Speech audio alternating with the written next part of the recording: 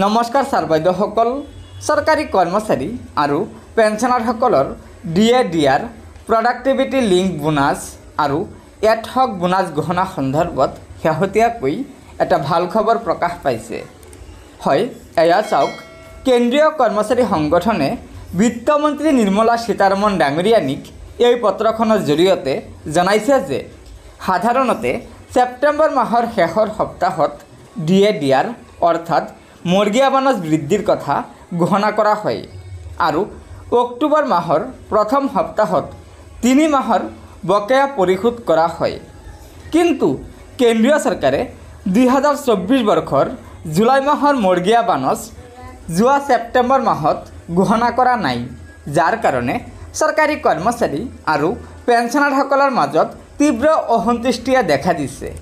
একেদৰে দুৰ্গা পূজা উৎসৱ ওচৰ চাপি আহিছে আৰু PLB আৰু এডহক বোনাছো ঘোষণা কৰিব লাগিব, যাৰ বাবে কনফেডাৰেশ্যনে অৰ্থাৎ কেন্দ্ৰীয় কৰ্মচাৰী সংগঠনে বিত্তমন্ত্ৰী ডাঙৰীয়ানীক উপৰোক্ত বিষয়কেইটাৰ ওপৰত তাৎক্ষণিক হস্তক্ষেপ বিচাৰিছে আৰু অতি শীঘ্ৰে DAR অৰ্থাৎ মৰ্গীয়া বানছৰ ঘোষণা আৰু উপৰোক্ত বোনাছ দুটাৰ ঘোষণা কৰিবলৈ অনুৰোধ জনাইছে।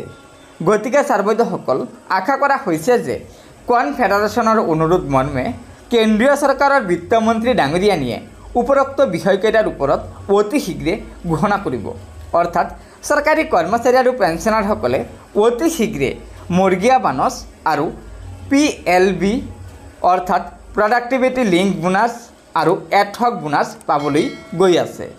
গতিকে ছাৰ বাইদেউসকল, লগৰ বন্ধুবৰ্গক এই ভিডিঅ'টো শ্বেয়াৰ কৰি আজিৰ এই গুৰুত্বপূৰ্ণ খবৰটো জনাই দিব আৰু নতুনকৈ অহা ছাৰ বাইদেউসকলে অনুগ্ৰহ কৰি আমাৰ এই চেনেলটো ছাবস্ক্ৰাইব কৰি ল'ব। ধন্যবাদ। জয় আই অসম।